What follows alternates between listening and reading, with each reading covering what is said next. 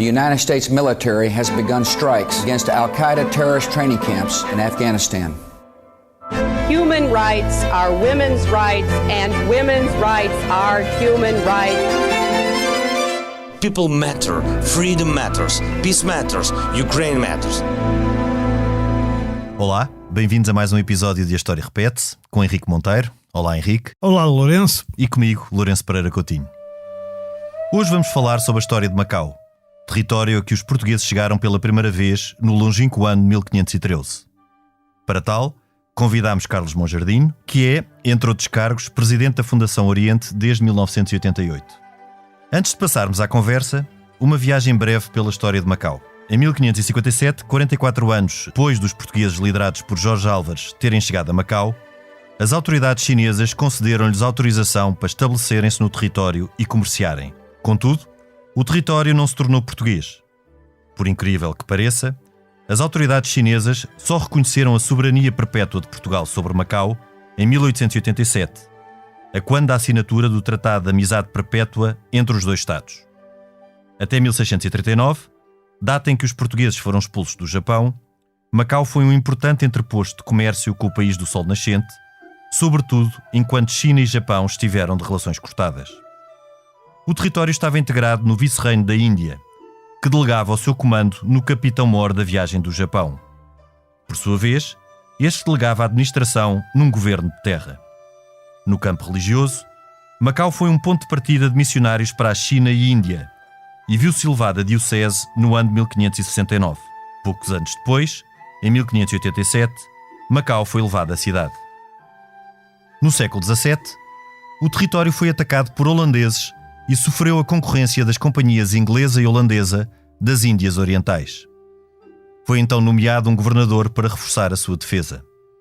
Os titulares do cargo entrariam muitas vezes em conflito com o leal Senado. Em 1685, já no tempo da dinastia Manchu, as autoridades chinesas decretaram o fim do monopólio português. A partir de então, todos os ocidentais passaram a poder comerciar uma vez por ano em Cantão.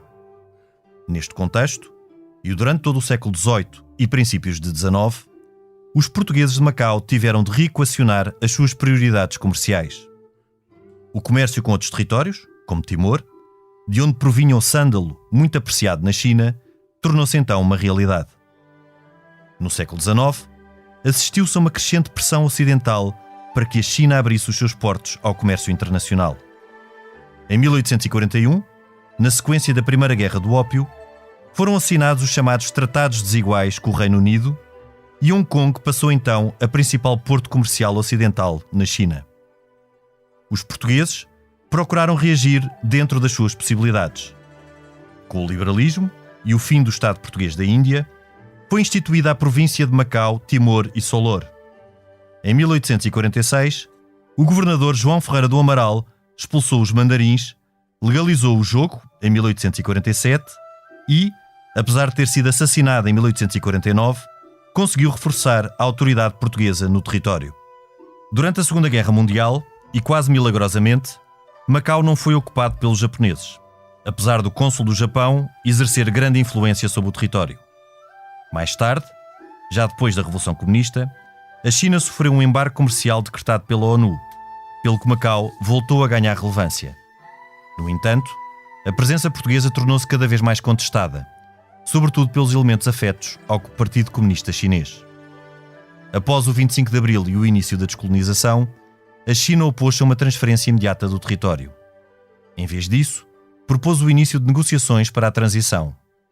Neste contexto, Macau passou a ser designado como território chinês sob administração portuguesa. Por fim, na Declaração Conjunta sobre Macau, de abril de 1987, Portugal e China acordaram um modelo de transição, e que este se daria em 1999, o que aconteceu a 20 de dezembro. Em traços muito genéricos, estes são alguns dos pontos cardeais da história de Macau, desde a chegada dos portugueses até à sua passagem para a República Popular da China.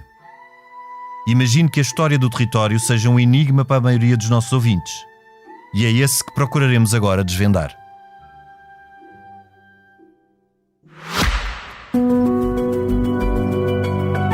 Este podcast tem o patrocínio de Germano de Sousa, o Laboratório de Portugal.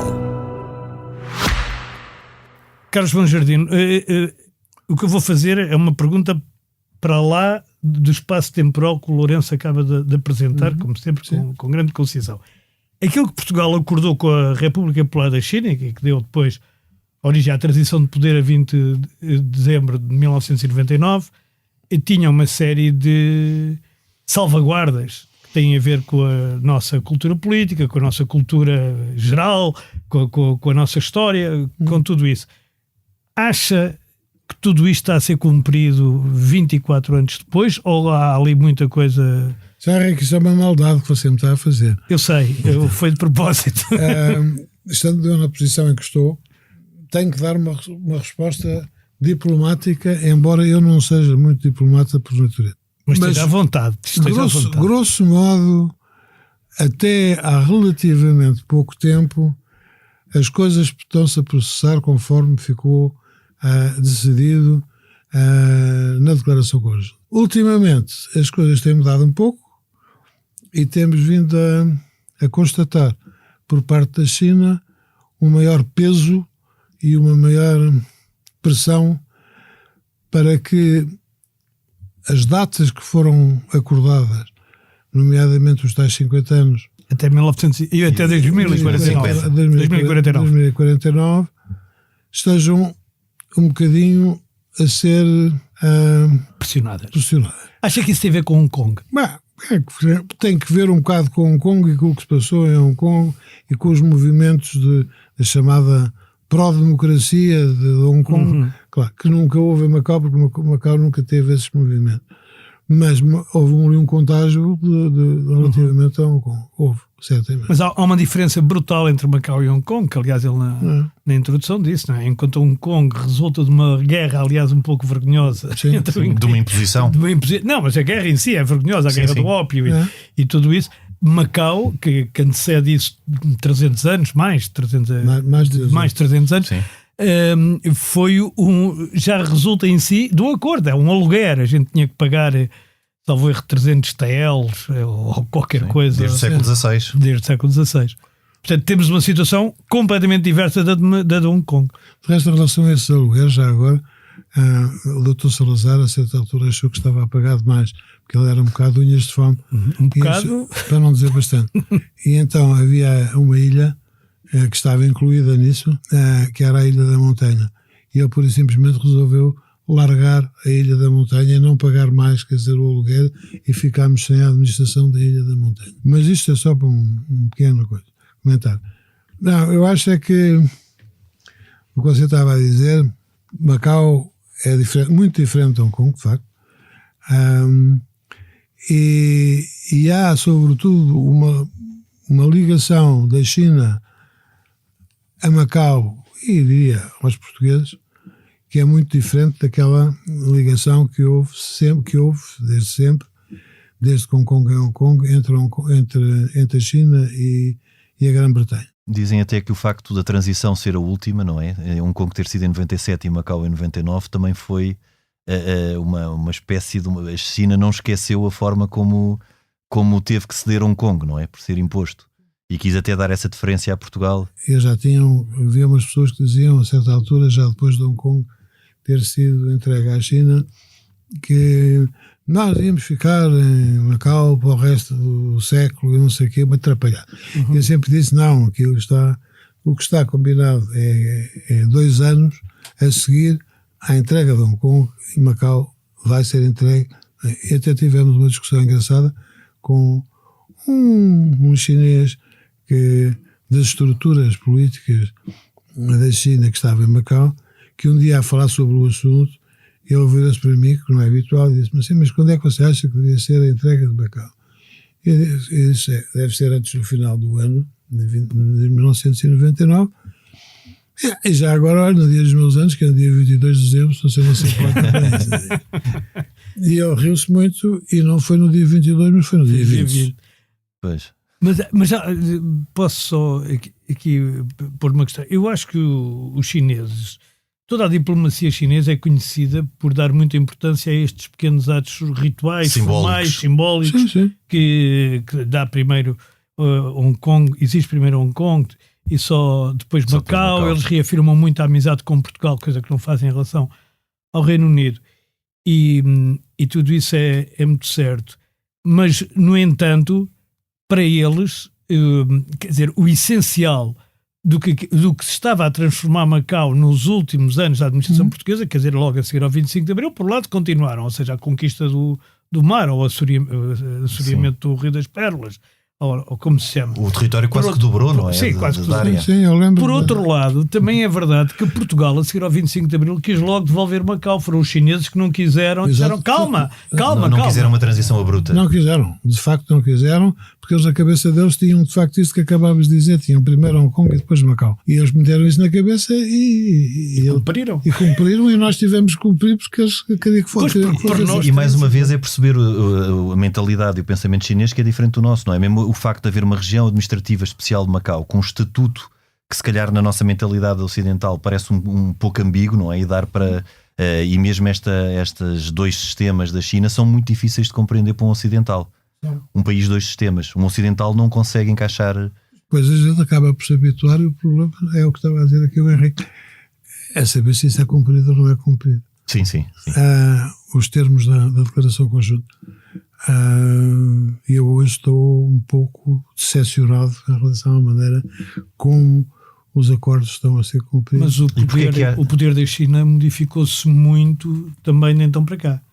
Sim, mudou. É claro que sim. Ainda no outro dia tive aqui uma delegação lá na Fundação, para grande surpresa minha, de 4 dirigentes do Partido Comunista Chinês que vinham fazer perguntas, inclusive saber como é que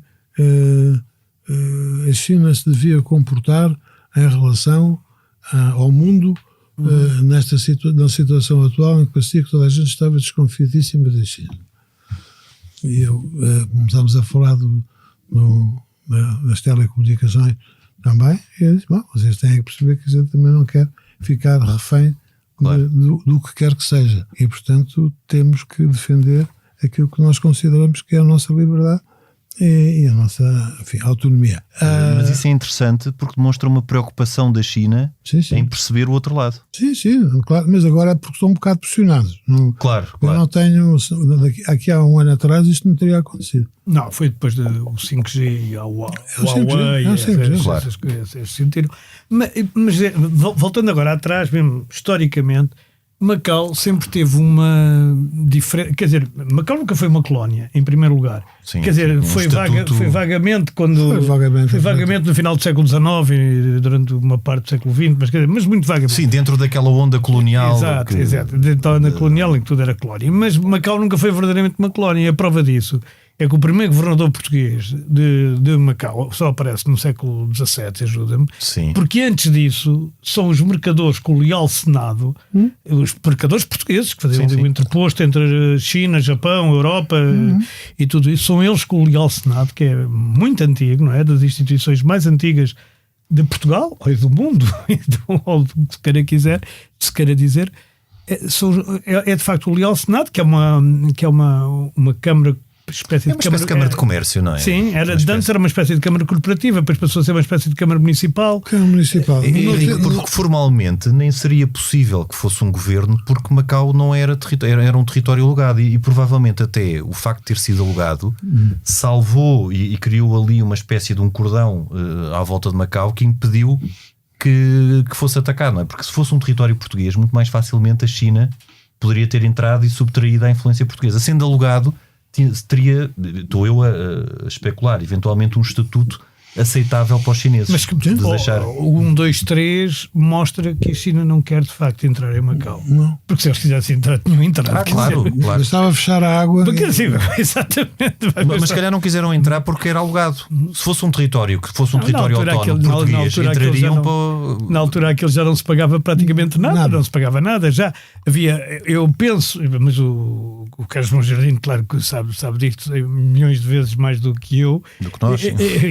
Do que nós, Mas quer dizer, eu penso que antes havia uma caixa da corrupção para o mandarim de Xangai e que se tinha lá a pôr uns dinheiros, não é? Para o mandarim. Era obrigatório corromper o mandarim de Xangai. Era uma prática já. Era uma prática. Instituída.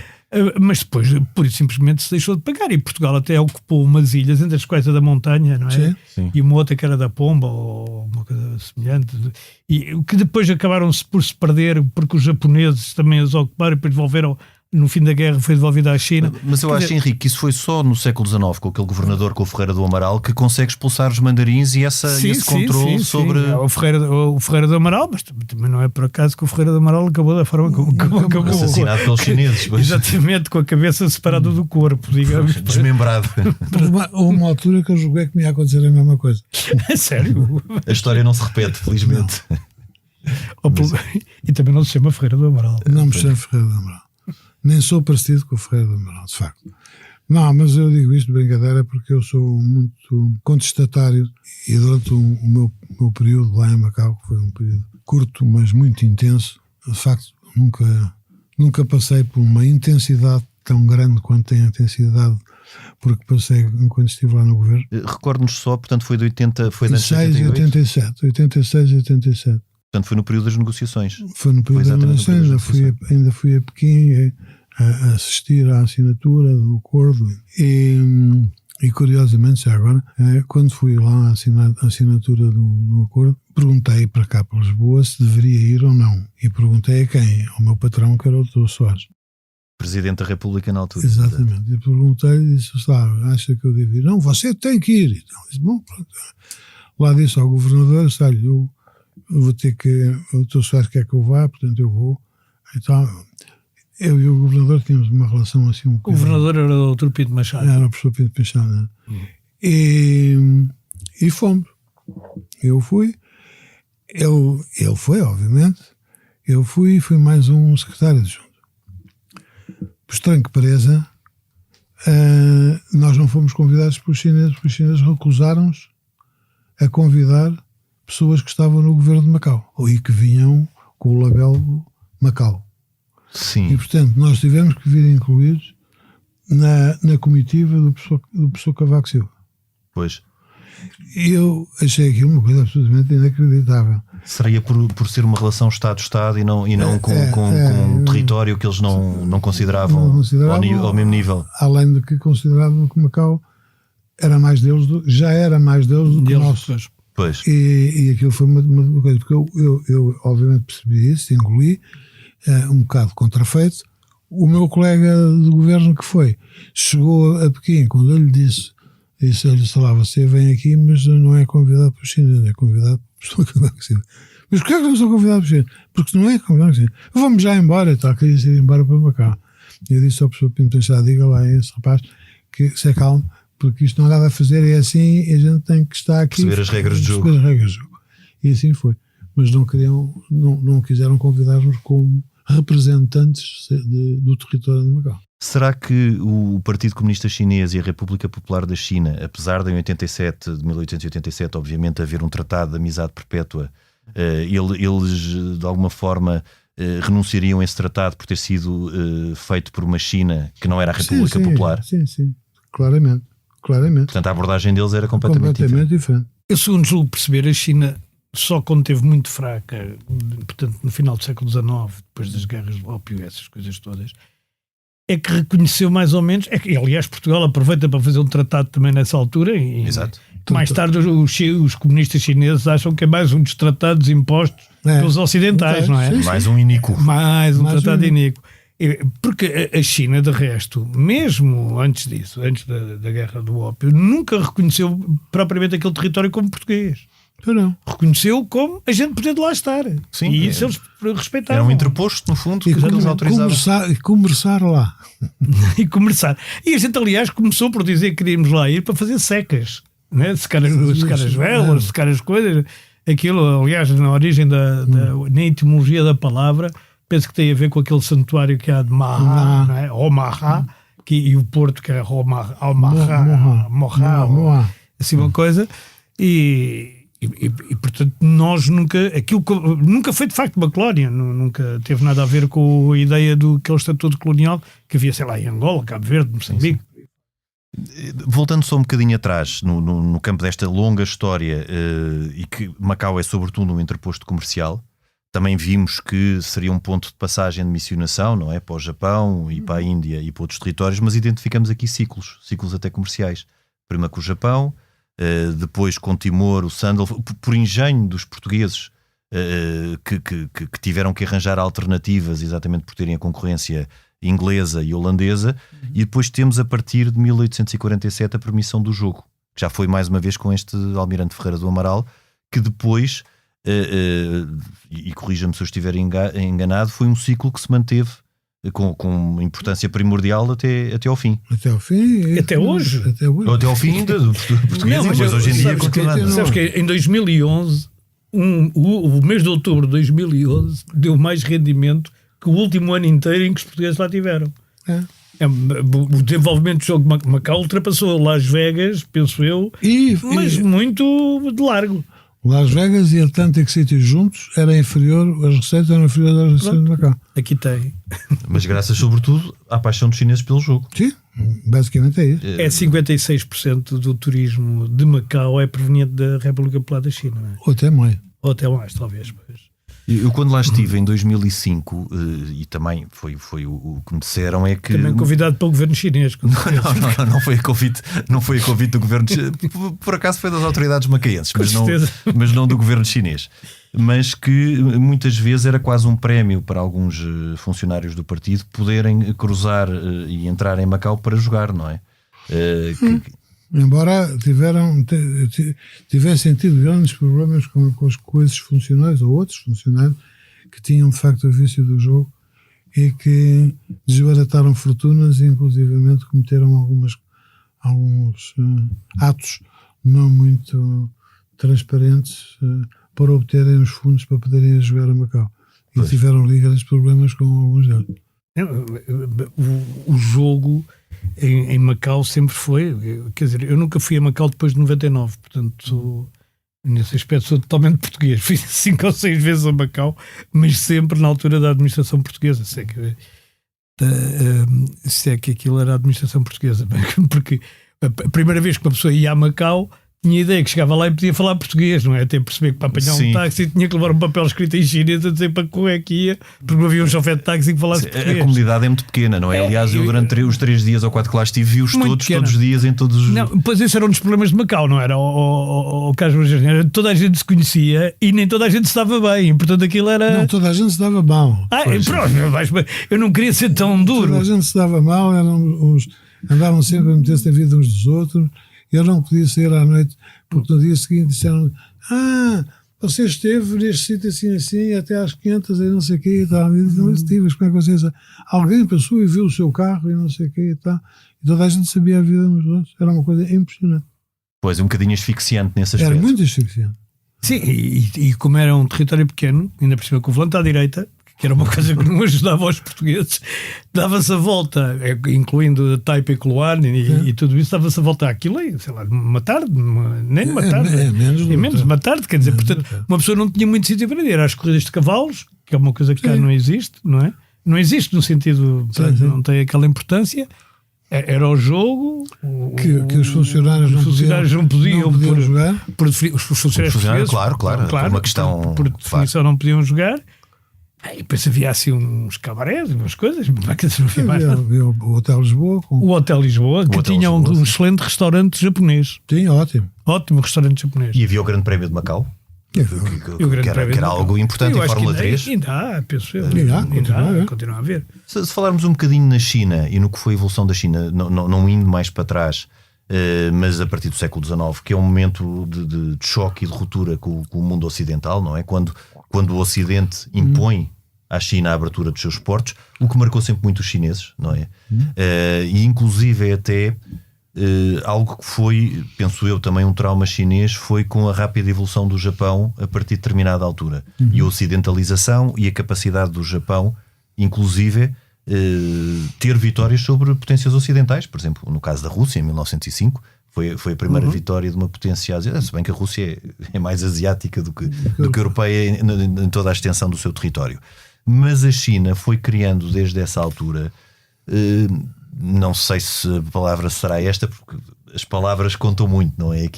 Mas um certo ressentimento com o Ocidente por todas, que virá desde o século XIX, penso eu, e da sua consciência de alguma inferioridade tecnológica, que não cultural, mas tecnológica em relação ao Ocidente. Não, coisa que era de facto assim, existia essa inferioridade tecnológica, hoje em dia já não é assim, mas na altura era, claramente. E quando nós vimos o que é a China mesmo desde o tempo em que negociou a transição, eu acredito que o contraste seja avassalador com o que é a China hoje em dia. Mas assim, a noite do dia. É uma diferença abissal entre o que era quando eu fui para lá e agora. Eu também fui para lá já há 30 e... Sim, o tempo passa já. Não sei quantos anos, 36 anos, 85 anos. 38, 30, então foi 86, Foi não é? 86, sim. Então está a ver, já vai fazer 37. 37. Já vai a caminho dos 40. O que é que lhe parece que mudou na abordagem até interna, de política interna chinesa, do própria influência e peso do partido na sociedade? Obviamente que isso também é muito com os diferentes governantes, não é? Com os diferentes líderes. E até numa abordagem internacional da China. Quer dizer, nós sabemos em termos genéricos, mas o que é que a China, o Partido Comunista Chinês, em 87 tinha de diferente, ou o que é que este tem de diferente do que era o Partido Comunista Chinês na altura? É muito diferente a abordagem, o resto da história está aí para comprovar. Muito diferente a abordagem do Deng Xiaoping e a abordagem do atual presidente da China, o Xi Jinping. E de facto o Deng Xiaoping, não estou a dizer mal do atual, mas o Deng Xiaoping foi de facto um excelente presidente e abriu aquele país da maneira que ele achou que seria a mais nem sei o que dizer, a mais segura para a China, dando, apesar de tudo, foi ele que criou o país dos sistemas e que, como está a ver, funcionou durante algum tempo e agora está a funcionar um bocadinho menos. Não fazendo especulação, ou não entrando aqui em especulação, acha que com Deng Xiaoping esta tensão que existe hoje em dia, sobretudo entre Estados Unidos e China, ou estaria atenuada ou seria diferente? Eu acho que sim. Por exemplo, a questão de Taiwan, a questão do Mar do Sul da China, todas estas questões que geram tensão a nível internacional. Eu acho que sim. Eu acho que o Deng Xiaoping era uma pessoa bastante mais equilibrada e sensata e que percebia muito. Tinha um pensamento estratégico enorme. Muito mais eu acho é que talvez a questão de Taiwan pudesse estar resolvida porque o Deng Xiaoping corria o risco de convencer os americanos a entregar Taiwan e que Taiwan era deles. Porque ele de facto tinha uma visão da China, como o Carlos Monjardim disse, totalmente diferente. Aquela coisa não interessa que o gato seja branco ou preto, interessa que caça ratos, não é? Se enriquecer é glorioso. Ele consegue fazer uma coisa que é a quadratura de círculo, que é manter intactas as estruturas do Partido Comunista e até a repressão do Partido Comunista, vamos falar a sério, ao mesmo tempo desenvolvendo um capitalismo altamente liberal e concorrencial. E isto parece difícil, não. Teoricamente isto é impossível, mas ele fez-lo. A quadratura do círculo. Mas isso é muito chinês, não é? É uma abordagem mais plástica do que o nosso em certos... Que tem depois algumas consequências, como se está a ver agora com a crise do imobiliário na China. Mas acha que foi mais porque isso é uma abordagem que o atual líder não tem tão diferente a nível interno, não é? É mais uma questão de política externa. É mais política externa. A relação da China com o mundo e, sobretudo, não é que a China renunciasse ao seu papel no mundo e até de superpotência, que hoje em dia é, não é? Mas talvez uma superpotência que não entrasse em tanta tensão e em choque com o mundo ocidental. Muito provavelmente. Mas a China já era uma superpotência, sei lá, no século XIII e no século XIV. Sim. Não é por acaso aquilo diz Zhongguo, não é? Império do Centro, ou Reino do Centro, ou Império do Centro, é como se diz China em chinês. Sim. E os mapas na China têm a China no centro. O centro do mundo é a China, e tudo o que volta à volta da China. E quer dizer, há uma certa razão histórica para isso. Eles são provavelmente a civilização contínua, digamos, que continuou Mais sempre. antiga, isso, mais sem dúvida. Mais antiga Sem da história. dúvida, sem dúvida. E, portanto, eles têm uma sabedoria e uma sagesse, não é? Próprias, que muitas vezes a gente não compreende, mas que há coisas que, por exemplo, o Deng Xiaoping tinha uma coisa que eu acho que era muito boa, e o Carlos João Jardim seguramente conheceu-a, que é: numa negociação ninguém pode perder a face. Exato. Ninguém pode dizer conseguimos isto ou conseguimos aquilo. Não há derrotas. Nós conseguimos chegar a acordo para que isto fosse feito e tal. Não há derrotas, não há vitórias, não há nada. E eu acho que essa parte da cultura chinesa é uma cultura muito interessante e que talvez não fosse mal também para a Europa e para o Ocidente Um bocadinho. conhecê-la um bocadinho melhor, não era? Porque essa ideia de, no século XIII, a China ser uma grande potência a nível mundial, apesar de, obviamente, na altura as civilizações serem mais estanques, na altura das descobertas e quando começa a expansão, é exatamente quando a China se fecha. Há até eu agora estou a citar de cor, uma armada chinesa que em 1423 que é destruída pelo imperador para não haver esse contacto com e a China fecha-se exatamente por achar que não precisa essa noção de autossuficiência, não é? Sim, e também porque porventura estaria um pouco receosa daquilo que iria encontrar, que não sabia muito bem o que era. Ou de influências externas, não é? Influências externas, sim. Não sabia muito bem o que é que ia encontrar. Sim, provavelmente. Mas a verdade é que há quem defenda, que, historicamente, que a China já tinha passado o Cabo da Boa Esperança, ou que a gente chama o Cabo da Boa Esperança, ao contrário, não é? Do Índico para o Atlântico, e que, portanto, quer dizer, se aquilo não tivesse acontecido, nós seríamos descobertos pelos chineses. Em vez de a história seria uma história ao contrário. Porque essa armada, eu penso que durou 1 ano, 2 anos e andou mesmo pelo mundo. Andou pela costa da África por aí abaixo. Toda a costa da África eram juncos enormes, aliás, há reproduções em museus e tudo, eram juncos enormes, eram maiores que as nossas naus ao pé daquilo, era uma coisa que eles punham aquilo no porta-bagagens, não é? Era uma coisa. E como vê também, porque quando falamos em China, há uma relação próxima com outra grande potência da zona, que é claramente o Japão. E é interessante porque o Japão, na segunda metade do século XX, é o país da zona que se desenvolve a um ritmo vertiginoso, não é? A tecnologia de ponta, era tudo japonês. Neste momento a China está a dar cartas e fala-se bastante menos do Japão. Também há a Coreia do Sul, que é um importante território até de inovação tecnológica, e Taiwan também o é, não é? Também. E Singapura. Singapura. Mas Singapura talvez mais nos serviços, não sei se a nível de inovação tecnológica será tão forte. É mais serviços. Não é? Mas Singapura é chinês, quer dizer, é completamente chinês, as pessoas não têm esta noção. Mas uma curiosidade que eu tenho é a relação atual, que não passa muito para o mundo ocidental, entre a China e o Japão. Eu diria que é uma relação, não diria de amor-ódio, mas coisa. Não, há ali uma grande competição permanente entre os dois países. O Japão tem um tipo de approach completamente diferente da China. Agora, o Japão tem que contar muito com a China, porque a China é um mercado com a dimensão que tem, quer dizer, que é uma coisa, e portanto para vender os produtos, quer dizer, os japoneses, que o Japão não pode, muitos deles não os pode vender ao ritmo que os fabrica noutros mercados que não seja, quer dizer, não seja a China, e eles têm que ter isso em consideração.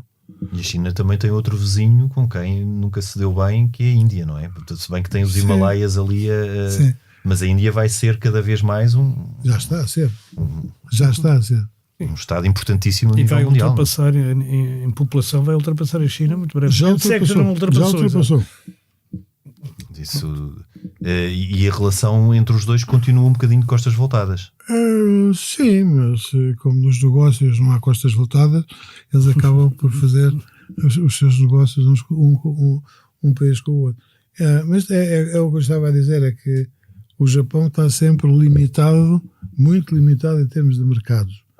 E tem ali um mercado ali ao lado que tem de 1,4 bilhões de pessoas. Ele não pode esquecer isso e eu julgo que eles dependem muito disso, inclusivamente. O mesmo válido para a Coreia do Sul. O mesmo válido para a Coreia do Sul. E quando pensamos também nos novos projetos chineses de Rota da Seda, inclusive os novos, quer dizer, novos em termos históricos, não novos de hoje, é algo que lhe parece fazível a curto prazo, aquela ideia chinesa de não só de caminho de ferro, como de portos, como de chegar à Europa, o que lhe parece que a curto prazo vai acontecer? Isso já está a acontecer, ou seja, já aconteceu e vai continuar a acontecer, mas essa história da Rota da Seda, para mim, é uma maneira hábil que os chineses encontraram de vir por aqui fora, com o que acabou de dizer, dos portos, não sei o quê, dos aeroportos, disto, daquilo e daquilo. Construídos por eles. Construídos por eles. E nós embarcamos nisso. Eu não embarco porque já na altura percebi que era isso que estava. Eu não sou contra o investimento chinês, antes pelo contrário, acho muito bem. Agora, com regra. Claro. E de alguma maneira controlado por nós. Não pode ser assim de qualquer maneira, para ser aí, investir aqui ou acolá. Aliás, nós temos o exemplo do que se passa em África.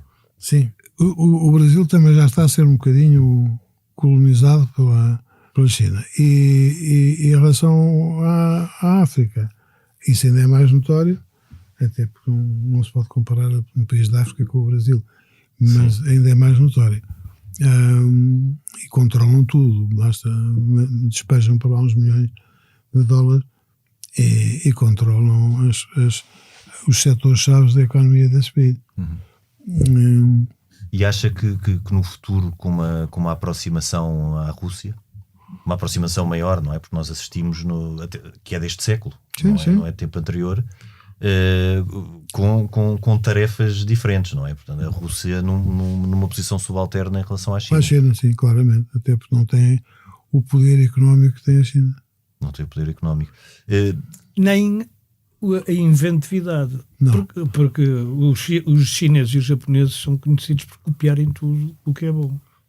As coisas do Japão foram todas copiadas. Aliás, a primeira coisa na exposição de Sevilha, a coisa que tinham lá mais em destaque era, 92, era uma 92. carabina copiada dos portugueses.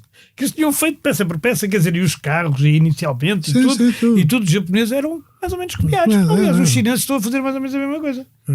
E como têm muitos recursos, mão de obra muito barata. Houve uma coisa que me surpreendeu. A China, não, o Japão já não tem mão de obra barata. E ainda estando na atualidade, que foi a China tem estado na retaguarda neste conflito. De repente apresenta também uma proposta em 10 pontos, uma proposta de que pouco se fala e que se esfuma.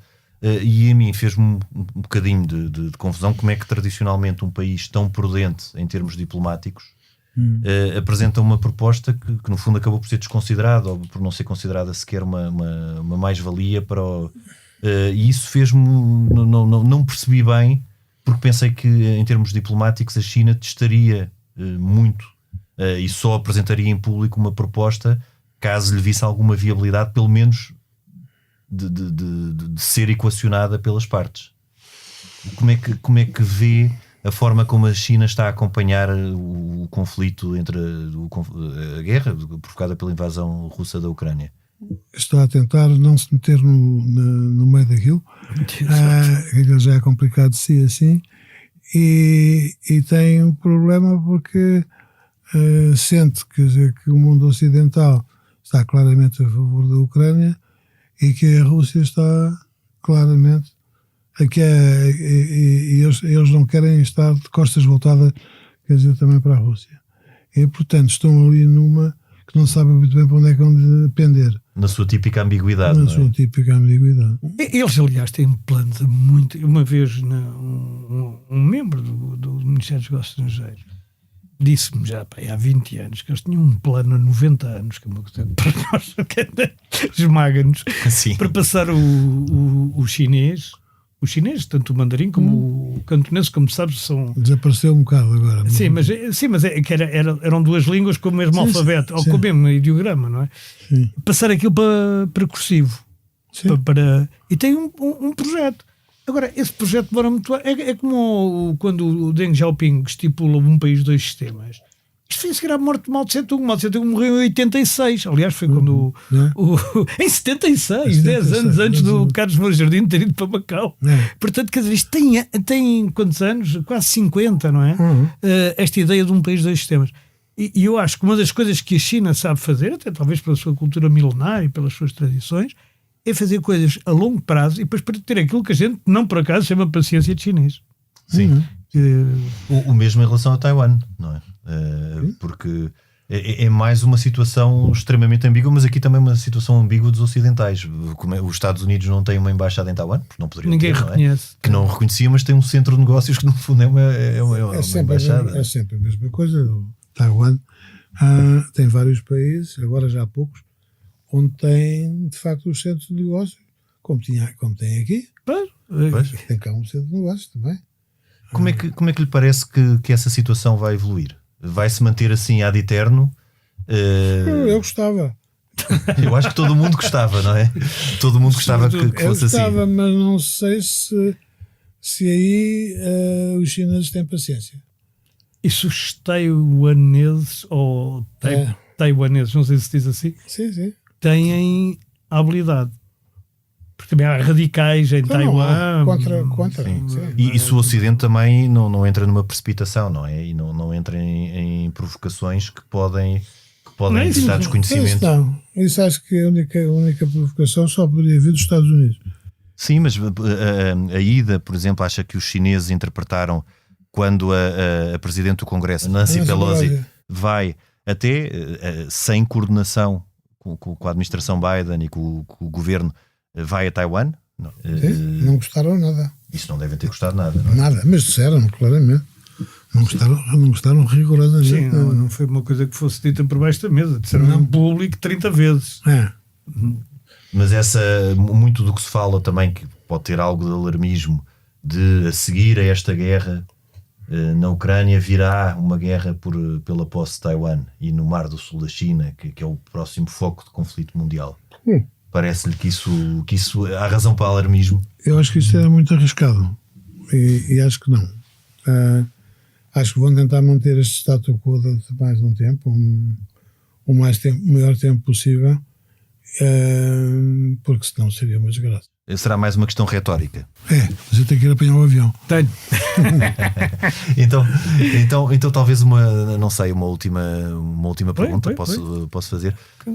Olhando para Macau em perspectiva e a relação de Macau com Portugal e de Portugal com Macau e com a China, como analisaria este tempo todo, que foram 5 séculos de presença portuguesa em Macau? Não é com aquela pergunta fatalista do valeu a pena, mas no fundo para Portugal, porque nós aqui temos pouca noção do que foi, inclusive da história de Macau, e de qual o impacto para Portugal de mantermos durante 5 séculos quase um micro-território na China, porque obviamente a minha pergunta é, no fundo, a existência de um entreposto comercial em Macau e depois de um território que pertence a Portugal, não é? Que a soberania é reconhecida a partir de 1887, foi sobretudo importante para a comunidade macaense. Para Portugal, enquanto Estado, qual foi a relevância de Macau? Você sabe que eu olho sempre para isso por duas lentes diferentes. Uma é a lente portuguesa e a outra é a lente chinesa. Eu acho que os chineses têm um muito maior respeito pelos portugueses do que os portugueses pelos chineses. E levaram muito mais a sério e valorizam muito mais esta relação com Portugal do que nós com eles. Não tenho dúvidas nenhumas. Passam a vida a dizer velhos amigos, não sei o que e tal, mas isto é verdade, não é fita. É sentido. É sentido.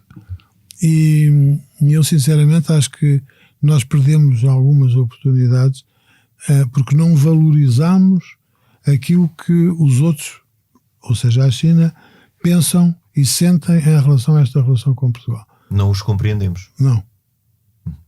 De resto, eu vejo por mim, quando para lá fui, que o governo todo foi para lá, nenhum deles tinha ido alguma vez à China e foram para lá assim um bocado e alguns deles chegaram lá e não saíram de Macau, nem sequer foram viajar nos países ao lado, que é uma coisa inacreditável. Sim. E acha que ainda vamos a tempo? Já estamos um bocadinho fora de tempo. Mas como o tempo chinês é lá longo... Podemos, mas temos que...